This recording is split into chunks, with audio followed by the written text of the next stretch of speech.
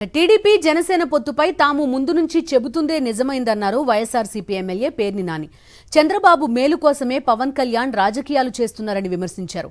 బాబు పవన్ ఎన్ని కుట్రలు చేసినా వచ్చే ఎన్నికల్లో వైఎస్ఆర్సీపీ 175కి 175 స్థానాలు గెలవడం ఖాయమంటున్న పేర్ని నానితో మా ప్రతినిధి సతీష్ ఫేస్ టు ఫేస్.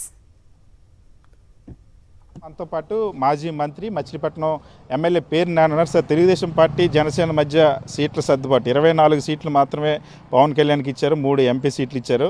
ఈ సర్దుబాటుని ఏ విధంగా చూస్తారు? వైఎస్ఆర్ కాంగ్రెస్ పార్టీ పైన ఈ సీట్ల పంపకం ప్రభావం ఎలా ఉంటుంది అనుకుంటున్నారు? తెలుగుదేశం పార్టీ జనసేన పార్టీ ఈ రెండు పార్టీల యొక్క పొత్తు మేమేదైతే ఊహించామో, మేమేదైతే ముందు నుంచి చెప్తున్నామో, జనసేన పార్టీ కార్యకర్తలు కానీ లేదా చాలామంది అంటే ఒక్కసారన్నా మన కులస్తుడు, మన కాపు వ్యక్తి సీఎం అవ్వాలని ఆశపడుతున్నటువంటి చాలామంది ఎందుకు వీళ్ళు వైసీపీ వాళ్ళు ఇట్లా మాట్లాడతారు, మా కులానికి కూడా అవకాశం రావాలి కదా, మా నాయకుడిని ఎందుకు తక్కువ చేస్తారు, మావాడు కూడా 175లో ఒక 90 సీట్లు అడిగి తీసుకుంటాడు కదా చంద్రబాబు దగ్గర, చంద్రబాబుతో దెబ్బలాడి 90 సీట్లకు పోటీ చేస్తాడు కదా అని చెప్పి ఆశతో చాలామంది ఇప్పటిదాకా ఉన్నారు. కానీ ఏదైతే వైఎస్ఆర్ కాంగ్రెస్ పార్టీ చెప్తుందో, అతను పవన్ కళ్యాణ్ అనే ఆయన చంద్రబాబు మేలు కోసం ఎప్పుడు కూడా రాజకీయాలు చేస్తున్నాడు 2014 నుంచి. అతను 25 సీట్లు మించి ఎట్టి పరిస్థితుల్లో తీసుకోడు అని మేము చెప్తుంటే అందరూ మమ్మల్ని తిడతా ఉండేవాళ్ళు. ఏది యూట్యూబ్లో అడుగునా, మా స్టేట్మెంట్లు అడుగునా మమ్మల్ని బూతులు తిడతా, 25 సీట్లు ఏంట్రా అదిరా ఇదిరా అని చెప్పి తిడతా ఉండేవాళ్ళు. అరే మీరు జగన్మోహన్ రెడ్డి పాలేరులా అన్నారు. ఇప్పుడు అసలు మాకు అర్థం కావట్లేదు, ఎవడెవడకు పాలేరు ఏంటి ఇదంతా. మా వాళ్ళందరికీ అర్థం అవుద్ది.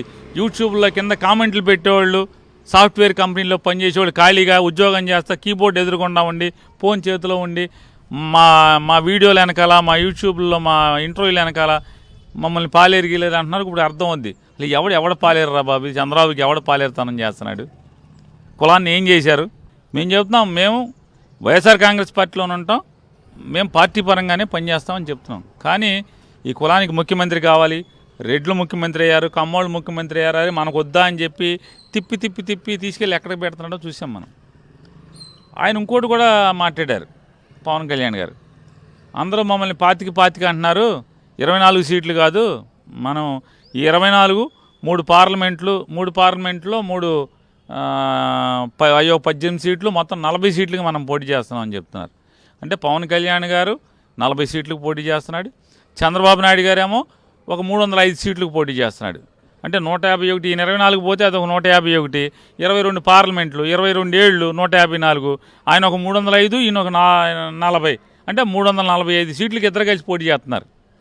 మేము 155గా పోటీ చేస్తున్నాం జగన్మోహన్ రెడ్డి గారి పార్టీ. ఇది వీళ్ళ తంతు. అసలు వీళ్ళని ఏమనాలి? వీళ్ళు రాజకీయంగా అంటే ఎంత ఆటకాయతనంగా రాజకీయాలు చేస్తారు. ఇంకోటి కూడా ఆయన మొన్నటిదాకా ఏం మాట్లాడాడు, కాపుల ఆత్మగౌరవాన్ని నేను కాపాడుతాను అయ్యి అని చెప్పని. మన కాపులు అసలు పౌరుషం, మన రంగా గారిని ఎవరు బతికించలేకపోయారు, మీరందరూ ఇళ్లలో పడుకున్నారన్నారు. ఇతని మాటలు నమ్మి మొత్తం అందరూ రోడ్డు ఎక్కారు. ఇన్నాళ్ళకి మన కాపులకి పగలు తీయడం ఒకడు వచ్చాడని చెప్పని. ఏమైంది? రంగా గారు వీళ్ళు చంపేస్తుంటే, తెలుగుదేశం వాళ్ళు చంపేస్తుంటే మీరు ఎవరు రాలేదురా కాపులు ఇంట్లోంచి బయటకు అన్నాడు. ఇంట్లోంచి రోడ్డు ఎక్కువ వచ్చారు పాపం. ఏం చేసావు ఒకవేళ? ఇంకోటి బాధాకరమైన విషయం ఏంటంటే, చంద్రబాబు నాయుడు, బాలకృష్ణ, లోకేష్ నాయుడు అటుపక్క అంటారు తెలుగు తమ్ముళ్ళు, మనం జగన్మోహన్ రెడ్డి గారిని ఓడించాలంటే మీరందరూ త్యాగాలు చేయాలని చెప్పని వాళ్ళ ముగ్గురు మాట్లాడుతున్నారు. పవన్ కళ్యాణ్, వాళ్ళ అన్నయ్య నాగేంద్రబాబు, వాళ్ళ ఫ్రెండు నాదెండ్ల మనోహరు, వీళ్ళందరూ ఏం చెప్తారు, మన లక్ష్యం జగన్మోహన్ రెడ్డి గారిని ఓడించాలి కాబట్టి మీరందరూ జనసైనికులు అందరూ త్యాగాలు చేయాలని మాట్లాడతారు. వీళ్ళ ముగ్గురేమో జనసేన కార్యకర్తలందరినీ త్యాగం చేయమంటారు, వాళ్ళ ముగ్గురేమో టీడీపీ వాళ్ళందరినీ కూడా త్యాగాలు చేయమంటారు. వీళ్ళ ముగ్గురు మాత్రం ఎవడో త్యాగం చేయడు. బాలకృష్ణ గారు పోటీ చేస్తాడు హిందూపూర్లో, లోకేష్ మంగళగిరిలో పోటీ చేస్తాడంట, చంద్రబాబు నాయుడు ఏమో కుప్పంలో పోటీ చేస్తాడంట, పవన్ కళ్యాణ్ భీమవరంలో పోటీ చేస్తాడంట, ఈయనేమో తెనాల్లో పోటీ చేస్తాడు నాదెండ్ల మనోహరు, అతనేమో అనకాపల్లి ఎంపీగా పోటీ చేస్తాడు. వీళ్ళు ముగ్గురు మాత్రం త్యాగం చేయరు. ఇటు ముగ్గురు త్యాగం చేయరు, అటు ముగ్గురు త్యాగం చేయరు. నాకు మిగతా అందరూ జెండా మోసేవాళ్ళు అందరూ త్యాగం చేయాలి. ఎంత లోకుగా ఉన్నారు పాపం వీళ్ళకి జెండా మోసేవాళ్ళు. జగన్మోహన్ రెడ్డి గారు రాజకీయాల్లోకి రాకముందు ఒక రాజకీయం, జగన్మోహన్ రెడ్డి గారు రాజకీయాల్లోకి వచ్చాక ఒక రాజకీయం. 47 ఏళ్ల ఇండస్ట్రీ, 14 ఏళ్ల ముఖ్యమంత్రి, ఎవడైనా సరే ఈ లక్షల మంది ఫ్యాన్స్ నా వెనకాల ఉన్నారని చెప్పి డబ్బాలు కొట్టేటువంటి పవన్ కళ్యాణ్ ఎవడైనా జగన్మోహన్ రెడ్డి గారిని ఫాలో అవ్వాల్సిందే. ట్రెండ్ సెట్టర్ ఇతను. రాజకీయాల్లో మీరు చూసుకోండి, చంద్రబాబు నాయుడు జగన్మోహన్ రెడ్డి గారు వేసేటువంటి ప్రతి రాజకీయ ఎత్తుగడ వచ్చే ఎన్నికల్లో ఎత్తుగడ వేయాల్సిందే. ఇవాళ జగన్మోహన్ రెడ్డి గారు ఒక చరిత్ర సృష్టిస్తున్నాడు. ఎస్, రాజకీయాలంటే జనంకి గుండెలకు చేరువైనాడు జగన్మోహన్ రెడ్డి గారు. ఇవాళ నీకు మంచి అభ్యర్థిని పెడుతున్నాడు, ఓటేయమని చెప్తే ఇవాళ ఏ పరిస్థితిలో ఉన్నా చూశారు కదా. చంద్రబాబు నాయుడును పవన్ కళ్యాణ్ వాళ్ళు టికెట్లు చూడండి ఏ పరిస్థితులు ఉన్నాయి.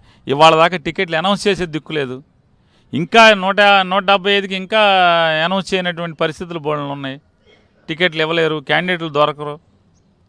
ఎవడు తిరువురు క్యాండిడేట్, మా కృష్ణా జిల్లా తిరువురు క్యాండిడేట్ ఎవడో చూడండి ఒకసారి పరిస్థితి ఏంటి అంటే స్వామిదాసి కాలం కలిసి వచ్చినట్టు ఉంది అంతే.